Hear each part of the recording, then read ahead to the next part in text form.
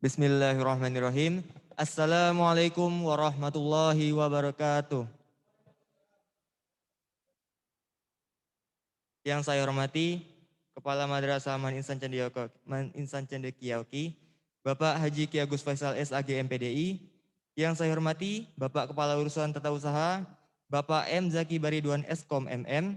Yang saya hormati Wakil-Wakil Kepala Madrasah, Dewan Guru, Staf Tata Usaha dan PTK Seman Insan Cendekiaoki, dan teman-teman yang berbahagia yang dapat hadir pada sore hari ini, baik melewati Zoom ataupun hadir sekarang.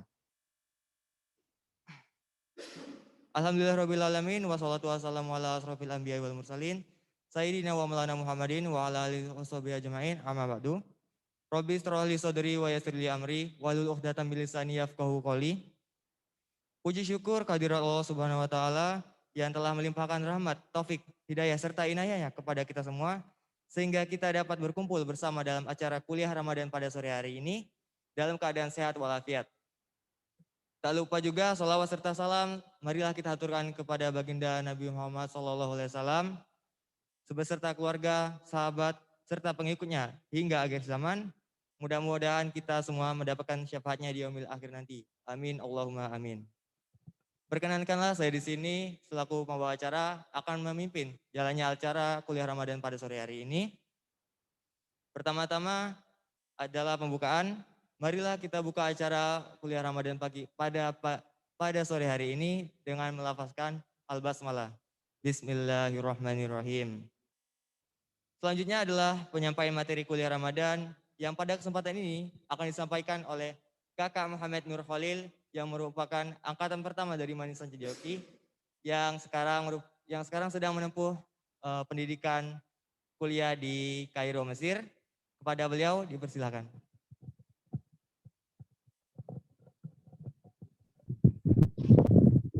Cek, bisa terdengar gak ini? Bisa Kak. Bisa ya, jelas kan? Iya jelas. Jelas Kak. Ini maksudnya ada suara gemuruh nggak? Enggak ada. Nggak ada kan ya, jelas ya. Ntar ya, ini lagi azan zuhur soalnya. Lagi iqomah itu.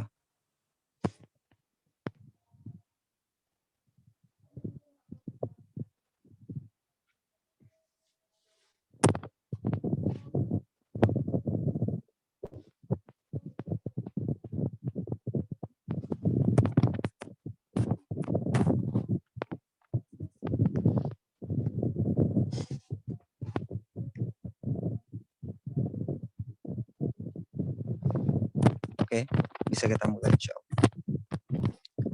Bismillahirrahmanirrahim. Assalamualaikum warahmatullahi wabarakatuh. Waalaikumsalam warahmatullahi wabarakatuh. Alhamdulillah, wassalatu wassalamu ala Rasulillah Sayyidina Muhammad ibni Abdillah wa ala alihi wa sahbihi wa mawalah wattaba'udah. Pertama-tama, marilah kita senantiasa memanjatkan rasa syukur kita kehadirat Allah Subhanahu wa taala yang telah memberikan nikmat sehat, nikmat iman dan Islam kepada kita semua. Sholawat serta salam tak lupa kita sanjung agungkan kepada suri tauladan kita, baginda kita Nabi Muhammad Shallallahu Alaihi Wasallam yang kelak akan memberikan syafaatnya di yaumul kiamah. Amin Allahumma amin. Sahabat soimin soimat yang dirahmati oleh Allah, perkenalkan nama saya Muhammad Nur Khalil. Ana alumni pertama dari Man Insan Cendekia Ogan Komering Ilir yang saat ini alhamdulillah atas izin Allah Ana ditakdirkan untuk menuntut ilmu di negeri Kinana, negeri para nabi, Universitas Al-Azhar Kairo Mesir. Sahabat soimin hafizokumullah, di antara bukti betapa mulianya, betapa agungnya bulan suci Ramadan, dengan masuknya bulan suci Ramadan ini, Allah Subhanahu wa taala mengubah tatanan alam semesta sebagaimana hadis yang disabdakan oleh Rasulullah Shallallahu alaihi wasallam yang sahih yang diriwayatkan oleh Imam Al-Bukhari dan Imam Muslim dengan sanad yang bersambung kepada Sayyidina Abu Hurairah. Rasulullah Shallallahu Alaihi Wasallam bersabda, "Idza jaa Ramadan, futihat abwabul jannah wa ghuliqat abwabun nar wa sufidatis syayatin." Nah, maksudnya apabila masuk bulan suci Ramadan atau tibanya bulan suci Ramadan, maka Allah Subhanahu wa taala akan membuka pintu-pintu surga dan juga menutup pintu-pintu neraka, dan Allah Subhanahu wa taala juga memborgol atau membelenggu para syaiton-syaiton yang biasa mengganggu manusia untuk berbuat maksiat. Sahabat online hafizakumullah. Dalam hadis ini barangkali teman-teman mempertanyakan gitu ya, kalimat terakhir dari hadis ini yang mengatakan bahwasanya Allah Subhanahu wa taala membelenggu pada bulan suci Ramadan gitu. Karena pada realitanya kalau kita melihat bahwa masih banyak gitu ya kejahatan, bahwa masih banyak kemaksiatan yang terlihat gitu pada bulan suci Ramadan baik siang maupun malam gitu. Nah, dalam kesempatan kali ini marilah kita sama-sama ya, sama-sama mencoba untuk menanggapi pertanyaan tersebut gitu. Tentang apa namanya? Kan katanya bulan suci Ramadan nih, katanya para setan itu dibelenggu gitu. Katanya setan itu kan tugasnya untuk mengganggu manusia yang sedang berpuasa gitu kan ya. Supaya mereka manusia yang setan yang sering mengganggu manusia untuk terjerumus ke dalam lembah dosa. Tapi kenapa kok masih ada gitu kan? Nah, sahabat online dimanapun berada, yang pertama kita ingat bahwa hadis ini merupakan hadis sahih, ya kan? Dengan demikian kita mempercayai hadis yang memang disampaikan oleh Rasulullah Shallallahu Alaihi Wasallam ini pasti benar adanya, sebagaimana firman Allah Subhanahu Wa Taala, "Wa ma yantiqu 'anil hawa in huwa illa wahyu yuha." Artinya setiap apapun yang disampaikan oleh Rasulullah Shallallahu Alaihi Wasallam itu tidak mungkin berasal dari hawa nafsunya, melainkan pasti itu merupakan wahyu yang diwahyukan oleh Allah Subhanahu wa taala. Oleh karena itu, sebagai seorang mukmin yang baik terhadap hal-hal yang bersifat ghaibiyah seperti surga, kemudian seperti neraka, kemudian hal-hal yang terjadi di alam gaib ini seperti malaikat, kemudian jin, iblis, syaitan, maka kita wajib untuk meyakininya gitu. Kita wajib yakin akan adanya mereka gitu. Apabila datang khobar yang benar-benar sahih daripada Rasulullah Shallallahu Alaihi Wasallam.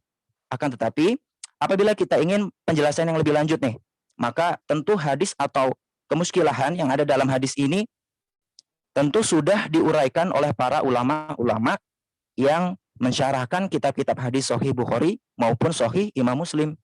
Jadi kalau menurut kaidah dalam pensyarahan hadis, dalam menjelaskan suatu hadis itu cara terbaik adalah dengan menjelaskan suatu hadis melalui jalur yang lain, yakni apabila ada lafaz tambahan gitu.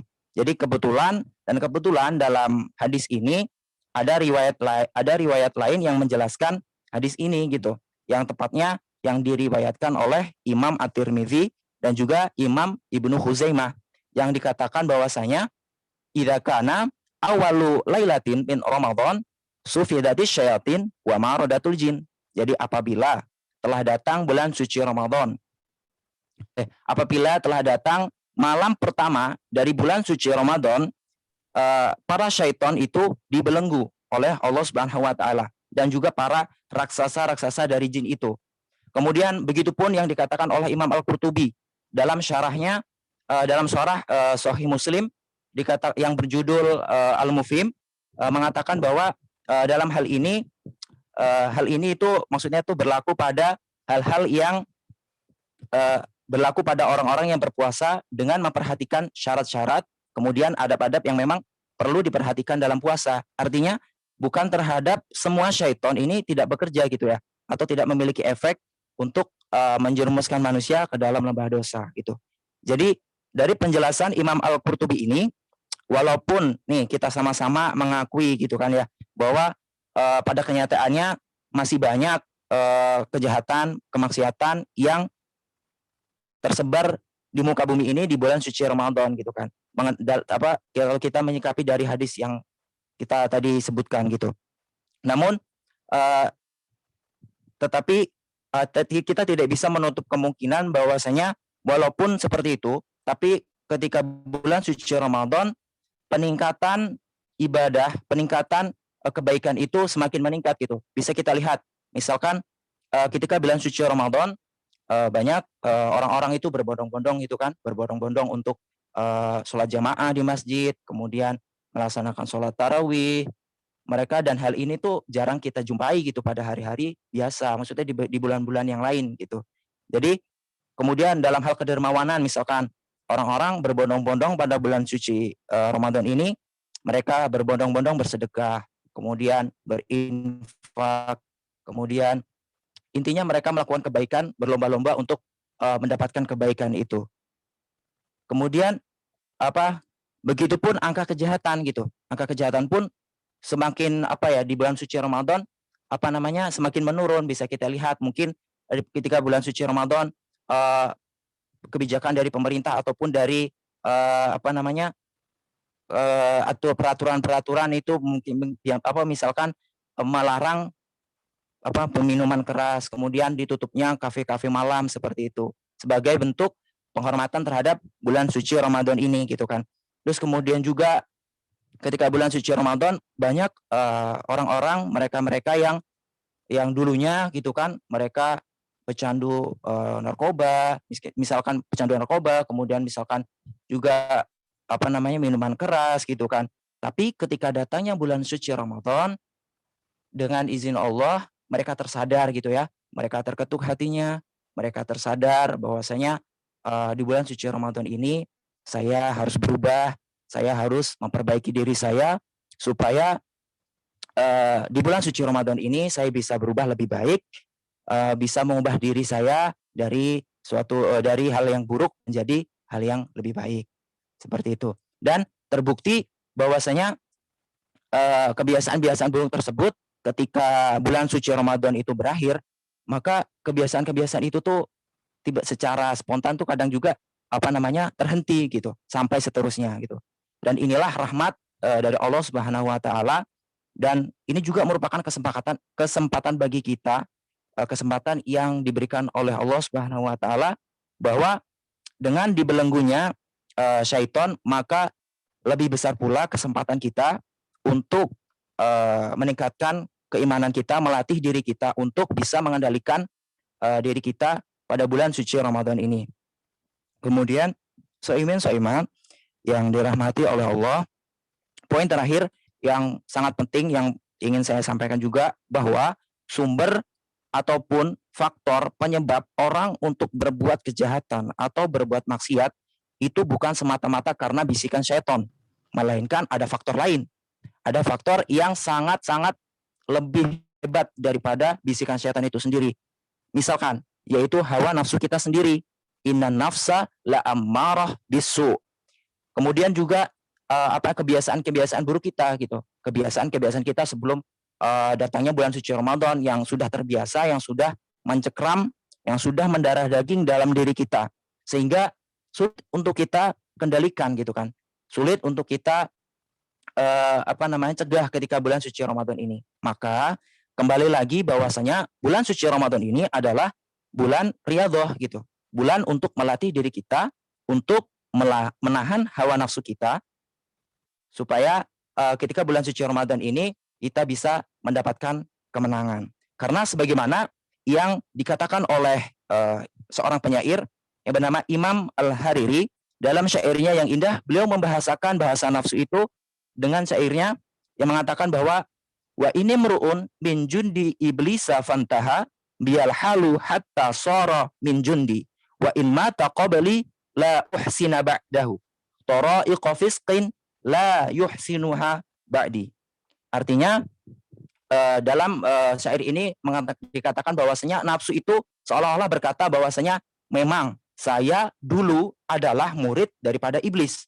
Memang saya dulu adalah suruhan dari iblis. Saya adalah tentaranya iblis gitu kan. Akan tetapi lama-kelamaan saya menjadi guru yang lebih hebat, yang lebih canggih daripada iblis dalam menggoda manusia. Kalau seandainya jangan pun dibelenggu, kalaupun Allah mematikan iblis itu sendiri, akan tetapi hawa nafsu itu masih disisakan, maksudnya masih ada, maka hawa nafsu itu akan memiliki jalan-jalan, yaitu thara'iqu fisqin, yaitu jalan-jalan kefasikan untuk menjerumuskan manusia ke dalam hal-hal yang kemaksiatan yang lebih canggih dari iblis itu sendiri. Maka semoga di bulan suci Ramadan ini kembali lagi kita untuk melatih diri kita supaya bulan suci Ramadan ini kita bisa mendapatkan derajat yang diharapkan oleh Allah Subhanahu wa taala, yaitu la'allakum tattaqun, supaya kita menjadi orang yang bertakwa yang bisa meningkatkan keimanan dan ketakwaan. Mungkin itu saja yang bisa saya sampaikan. Lebih kurangnya mohon dimaafkan. Aku qouli hadza wa astaghfirullahal azim. Qul amin wa antum bi khair. Wassalamualaikum warahmatullahi wabarakatuh. Waalaikumsalam warahmatullahi wabarakatuh.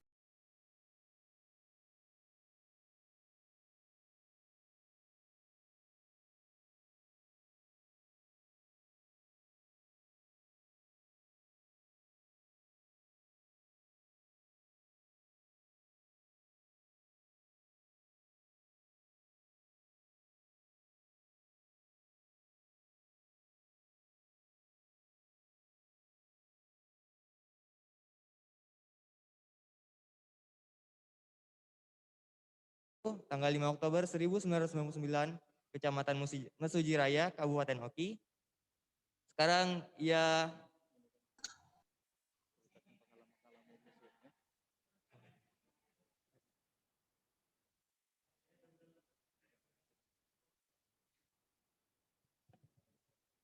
Kakak ini sekarang berkuliah di Fakultas of Syariah and Law Al-Azhar University.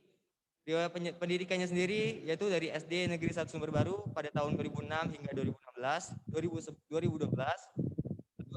Darul Huda Tugu Agung pada 2012 hingga 2015, lalu Man Ihsan Cendekia Oki pada tahun 2015 hingga 2018, dan sekarang di Al-Azhar University Kairo, Mesir.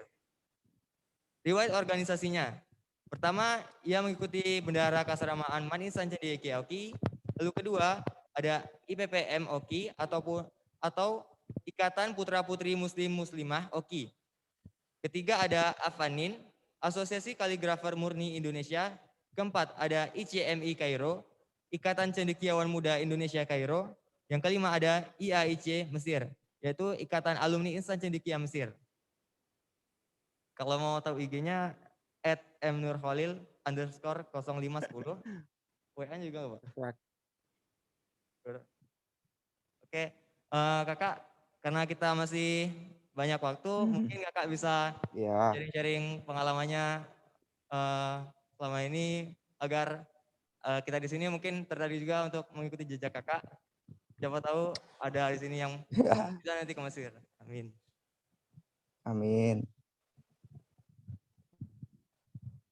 Sharing-sharing ya. Aduh, bentar ya.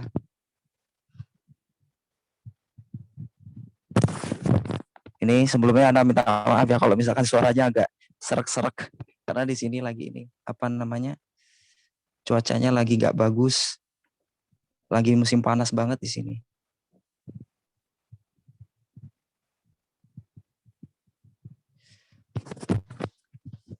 Bisa kita mulai ya? Insyaallah. Assalamualaikum warahmatullahi wabarakatuh. Buat teman-teman, apa kabar semuanya? Ustadz, Ustazah yang ada di Man Ihsan Cendekia Oki, yang ada di manapun berada, yang sekarang berada di masjidnya, insyaallah masjidnya tambah bagus, keren banget. Ini kita mau sharing-sharing aja ya tentang Universitas Al-Azhar. Ya, alhamdulillah, Ana ditakdirkan oleh Allah untuk terbang ke Kairo, Universitas Al-Azhar, yang dulunya tuh mungkin sama sih kayak dialamin kayak apa ya, ketika kelas 3 dulu ya. Dulu kalau kelas 3 itu waktu apa namanya, waktu pencarian apa namanya, universitas itu kayaknya cuman Kak Holil aja deh yang kayaknya sibuk ke sini gitu kan. Soalnya teman-teman kan pada sibuknya ke apa namanya, ke PTN gitu ya. Terus kemana ada yang sibuk apa namanya SBM gitu. Tapi kalau Kak Holil enggak malahan ya, dasar. Tapi alhamdulillah Kak Holil ya semangat gitu, berjuang sendiri aja sih, berjuang mencari link-link sendiri. Alhamdulillah atas izin Allah uh, bisa lulus ke Mesir. Yang saat ini alhamdulillah Kak Holil sudah masuk semester keempat. Jadi ya semester keempat tingkat 2. Jadi kalau di sini tuh kalau S1 tingkatnya itu ada 4 tingkat gitu. Setiap tingkat ada 2 semester. Jadi kalau S1 itu sekitar 8 semester gitu. Mungkin sama kayak di Indonesia ya. Tapi Kak Holil itu sebelum apa namanya? Sebelum kuliah itu ada semacam persiapan bahasa, ada apa namanya? Markas Lugoh gitu. Markas Lugoh tuh di Mesir itu selama setahun gitu. Jadi Kak Holil belajar bahasa dulu. Ya walaupun memang di Indonesia dulu udah pernah belajar bahasa Arab gitu kan. Tapi pembelajaran bahasa Arab ini adalah pembekalan ketika kita sebelum masuk ke universitas gitu kan. Ya walaupun kalau misalkan kuliah gitu kan ya, kita waktu ini sempat menjadi problem gitu bagi Kak Holil sendiri gitu kan. Karena Kak Holil kan di sini belajar bahasa Arab fusah gitu ya, yang di markas Lugo itu kan. Tapi ketika di kuliah gitu kan, pokoknya tuh berubah gitu karena bahasa Arabnya bukan bahasa Arab fusah lagi gitu, akan tetapi bahasa Arab Amiyah gitu kan. Jadi mau nggak mau kita harus paham sih sebenarnya gitu. Tapi kalau bahasa Arab Amiyah sih sebenarnya nggak usah perlu ada apa ya pembelajaran gitu sih, karena dia itu bahasa yang enak sih kalau bisa di apa namanya ya, bisa kita jumpai gitu, bukan hanya di kuliah gitu, tapi sehari-hari. Bahkan kalau kita ke warung atau kita ke pasar, kalau kita jumpa dengan orang Mesir gitu kan, pasti mereka orang Mesir tuh kalau di luar itu nggak jarang banget ngomong bahasa Arab itu fusah gitu. Bahkan kalau diajak ngomong bahasa fusah gitu, mereka cuman geleng-geleng kepala terus ana fahim gitu. Dia bilangnya ana nggak paham gitu kan. Bukan bilangnya nggak ana lah arif, itu nggak, tapi ana fahim gitu. Jadi mereka lebih condong bahasa amiyahnya itu lebih kental gitu daripada bahasa Arab itu sendiri, bahasa Arab yang fusah gitu. Jadi orang Mesir itu sangat kagum gitu bagi orang-orang yang belajar bahasa Arab yang berkawaid, yang pakai nahwu sorob itu.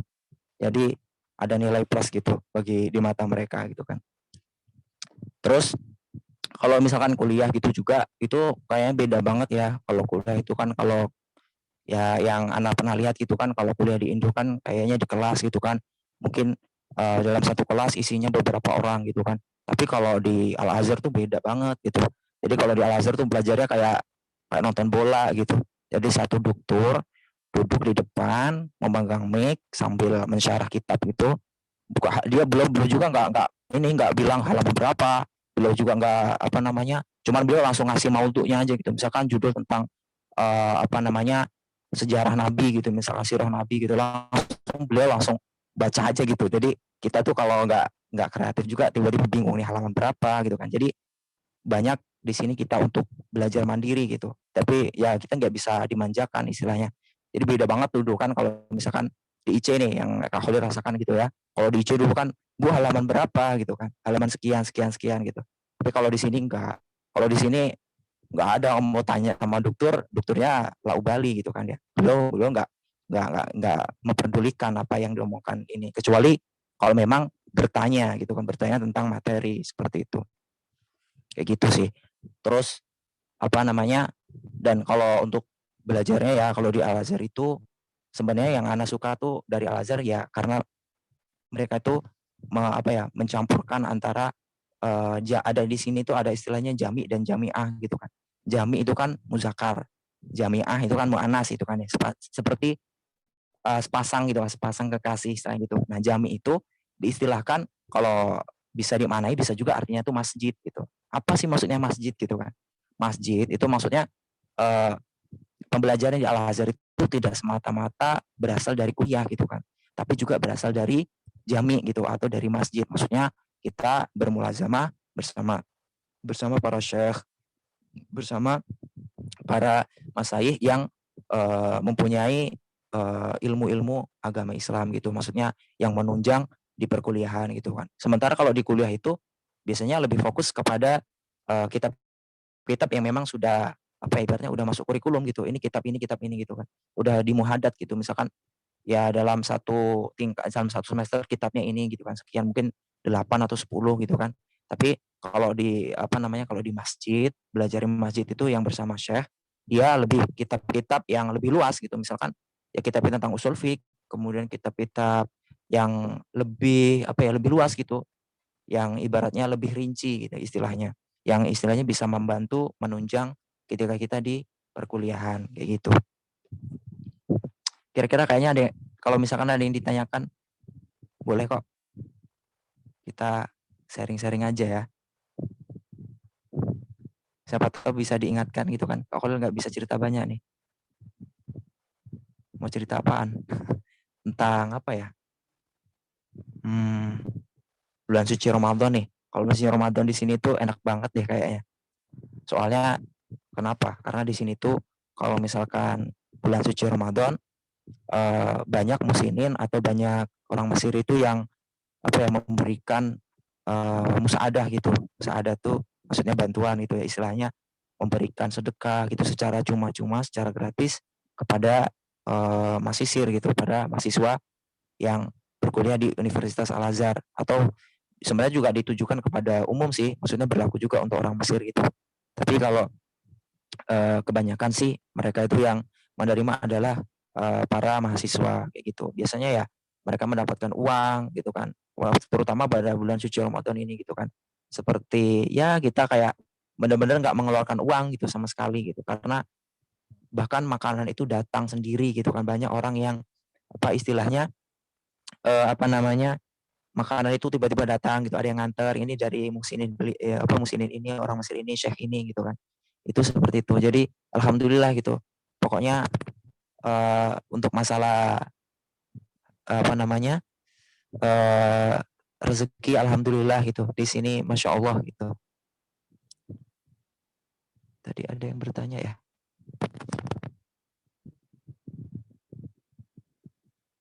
Bentar. Kalau yang mau tanya boleh dong. Nih pakai lewat apa chat juga nggak apa-apa. Kalau misalkan apa namanya nggak bisa diungkapkan diketik juga nggak apa-apa. Oh iya sekarang pendaftaran udah dibuka loh untuk yang ke Mesir. Kayaknya udah dibuka tanggal berapa ya? Awal bulan kemarin sampai tanggal 18 kalau nggak salah. Nanti apa namanya apa namanya dibuka kalau nggak salah ujiannya itu tanggal 28 April kalau nggak salah ya. Akhir bulan ini gitu. Itu online kayak sistemnya. Itu boleh tuh dicoba-coba. Ya pede aja. Dulu Kak Holly juga orangnya kalau misalkan mau daftar nggak pede-pede amat. Yang penting yakin aja. Minta doanya. Alhamdulillah dimudahkan kan. Tadi apa sih? Kultur shock ya? Ada kultur shock ketika di Mesir. Apa ya? Ketika di Mesir itu yang anak kagetin tuh orang Mesir tuh suaranya gede banget gitu. Pokoknya kaget lah. Dia tuh kalau ngomong tuh ngegas gitu istilahnya.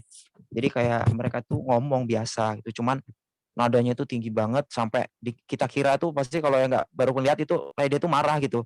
Kalau kita orangnya mudah baperan gitu, aduh gila orang ini marah nih mana gitu kan ya. Tapi sebenarnya beliau tuh nggak marah. Memang orangnya nadanya tinggi banget. Pokoknya sama toa-toa tuh lebih gede sama dia. Jadi Masya Allah tinggi banget suaranya. Terus dari segi makanan juga sih. Kalau makanan juga tuh kaget saya waktu makan apa ya waktu itu tuh. Pernah makan tuh. Jadi rasanya itu apa ya? Hambar terus rasanya tuh asem gitu kan. Pokoknya tuh aneh-aneh deh gitu. Pokoknya lidahnya beda lah sama orang Indonesia. Kalau di sini rasanya tuh asem, kebanyakan asemnya gitu. Terus orang Mesir tuh mereka itu nggak suka makanan pedas. Jadi mereka itu makanannya cuman pakai tomat gitu buat sebagai bumbu pedasnya. Jadi pedas-pedas tomat, dia nggak suka pedas cabai gitu. Pernah gitu kan Kak Holil waktu waktu ada tamu gitu kan, dia orang Mesir. Terus nggak sengaja gitu kan pakai cabai. Padahal cuma satu sih sebenarnya, karena Kak Holil juga tahu mau nyoba aja beliau suka apa enggak. Ternyata baru baru 1 sendok katanya mulutnya udah kayak terbakar gitu. Padahal sebenarnya biasa aja gitu, karena mungkin belum terbiasa kali ya. Oke, di sini ada yang bertanya tentang untuk kehidupan sehari-hari itu mazhab apa Kak yang dominan? Kalau yang dominan itu di sini mazhab Imam Syafi'i gitu. Walaupun ada juga sebenarnya dominan semua sih, ada Imam Hanafi, kemudian Maliki, terus apa sih? Ya, 3 itu sih yang paling yang Kak Khalil temuin ya. Kak Khalil juga sering sholat juga, kadang imamnya juga Imam Maliki juga ada. Ya banyak sih sebenarnya. Ada 4 itu. Tapi yang paling dominan Imam Syafi'i. Paling banyak banget gitu. Soalnya ulama Azhar kebanyakan mereka Imam Syafi'i. Ya karena Imam Syafi'i juga kan beliau dimakamkan di Mesir juga gitu. Jadi istilahnya pengikutnya juga mengikuti Imam Syafi'i mazhabnya. Kurang lebih seperti itu.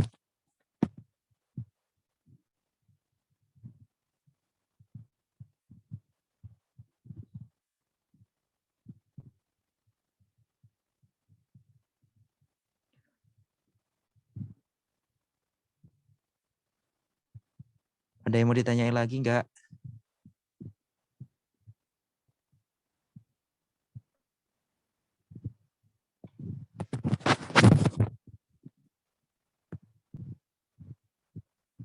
Ustazah Habibah, Ustazah siapa ya? Ustazah siapa sih? Lupa. Ustadz Juni, gimana kabarnya Ustadz Jun? Kabar IC?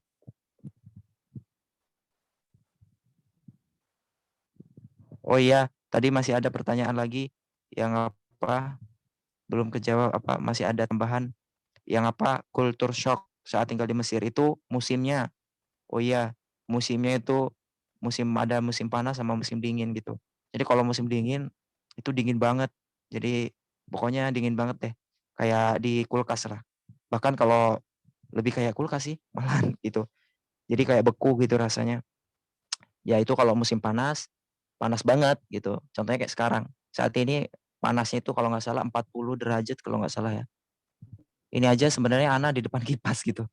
Tapi juga masih panas karena panas banget, karena memang anginnya angin panas di sini. Karena memang untuk saat ini musim panasnya lagi puncaknya. Oke, kalau memang tidak ada yang bertanya, mungkin cukup sekian dari saya. Salam untuk salam untuk teman-teman IC yang ada di Indonesia. Selamat berbuka puasa. Karena di sini masih masih habis zuhur ya, masih 12:30 tadi gitu. Ini ada yang tanya lagi ya. Motivasi apa kan? Oh ya bentar, ini ada satu pertanyaan Ustadz. Ada yang lagi nanya nih. Satu pertanyaan lagi, motivasi kakak pergi ke luar negeri apa ya? Kalau motivasi saya ke Universitas Al-Azhar, dulu sebenarnya saya itu pernah baca ya. Pernah baca pelajaran SKI waktu itu yang ngajar itu Ustazah Umi Ifah. Waktu itu kan kita belajar tentang Universitas Al-Azhar gitu, universitas yang tertua, kemudian negara-negara salah satunya itu Mesir gitu. Oh bukan juga, Deng. Kita membahas tentang ulama-ulama yang ada di Pulau Jawa kalau nggak salah, itu pada pelajaran sejarah kebudayaan Islam kelas 3 semester 2 kalau nggak salah. Itu di situ tuh ada biografi salah satu syekh yang bernama tuh Syekh Khalil di situ kan. Terus Khalil tuh baca gitu kan, dan bahwa Khalil baca bahwasanya beliau kan namanya Syekh Khalil, kemudian nama guru beliau itu namanya Muhammad gitu kan. Terus ya Khalil suka nyamain aja gitu, maksudnya Muhammad Nur Khalil gitu kan. Jadi ada istilahnya nama Muhammad juga gitu kan. Terus akhirnya Khalil baca biografi beliau juga memang belajar di Universitas Al Azhar gitu. Jadi dari situ kayak Kak Khalil juga pengen ngikuti jejak seperti beliau gitu kan. Ya walaupun dari segi dari diri Kak Khalil sendiri masih banyak kekurangan gitu kan. Tapi, apa salahnya kalau kita mencoba gitu kan. Kita, Kak Khalil termotivasi sama, Syekh Khalil itu.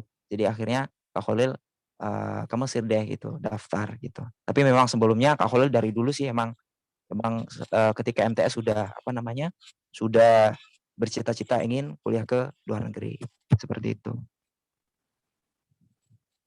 Sepertinya cukup ya. Tadi udah ada instruksi. Mungkin sekian dari Kak Khalil, lebih kurangnya mohon dimaafkan. Selamat berbuka puasa. Semoga ibadah kita diterima oleh Allah Subhanahu wa taala dan semoga kita menjadi insan-insan yang cendekia yang bisa berguna bagi nusa, bangsa, dan agama. Salam dari Kairo.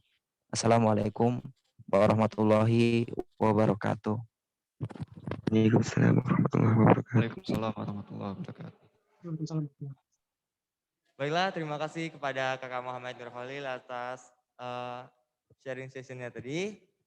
Sampailah kita di penghujung acara pada sore hari ini. Semoga Allah Subhanahu wa taala selalu melimpah rahmat, taufik, hidayah serta inayahnya kepada kita semua. Untuk menutup acara pada sore hari ini, marilah kita bersama-sama melafazkan alhamdulillah. Alhamdulillahirabbil alamin. Terima kasih atas perhatiannya. Saya selaku pembawa acara undur diri. Mohon maaf bila ada kesalahan kata dan perbuatan. Kepada Allah saya mohon ampun. Wassalamualaikum warahmatullahi wabarakatuh.